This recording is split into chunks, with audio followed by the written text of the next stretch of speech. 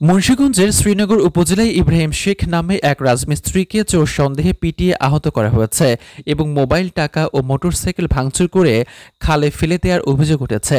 শনিবার দুপুরে উপজেলার শ্যামসিদ্ধি ইউনিয়নের মত্তগ্রাম এলাকায় এ ঘটনা ঘটে। এ ঘটনায় ইব্রাহিম বাদী হয়ে মাহিদ শেখকে প্রধান আসামি করে ৯ জনের নাম উল্লেখ করে থানায় একটি লিখিত অভিযোগ করা হয়েছে। জানা যায়, উপজেলার মত্তগ্রাম এলাকার মৃত আলাউদ্দিন শেখের ছেলে মাহিদ শেখ গ্রামের নিরীহ পরিবারগুলোর উপর অত্যাচার নির্যাতন করে আসছে। গত বুধবার রাত ৮টার দিকে স্থানীয় প্রাইমারি স্কুলের দপ্তরে তাজু শেখকে চোর সন্দেহে স্থানীয়রা সালিশ বসায়। ইব্রাহিম সালিশ হচ্ছে দেখে সালিশে এসে দাঁড়ায়।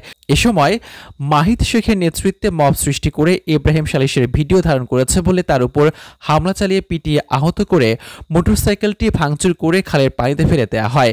মাহিদ শেখের কাছে জানতে চাইলে তিনি বলেন, ইব্রাহিম চোরদের সাথে চলাফেরা করে এবং সালিশের ভিডিও করায় তাকে মারধর করে তার মোটরসাইকেল ভেঙে পানিতে ফেলে দেওয়া হয়েছে।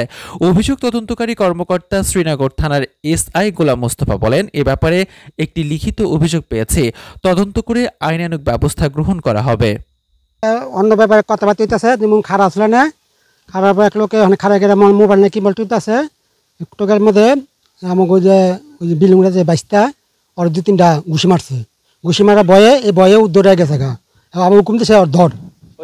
হ্যাঁ, মাহিত মাহিত মাহিত হুকুম দিছে আর দৌড়া এই যে কালামি দাম হুকুম দিছে মোটর সাইকেল আইনা ভাঙচুর করে।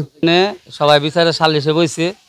বহনের পরে ইব্রাহিম ওই জায়গায় আসলে খারা পরে মাহিত যাইয়া মারধর করছে।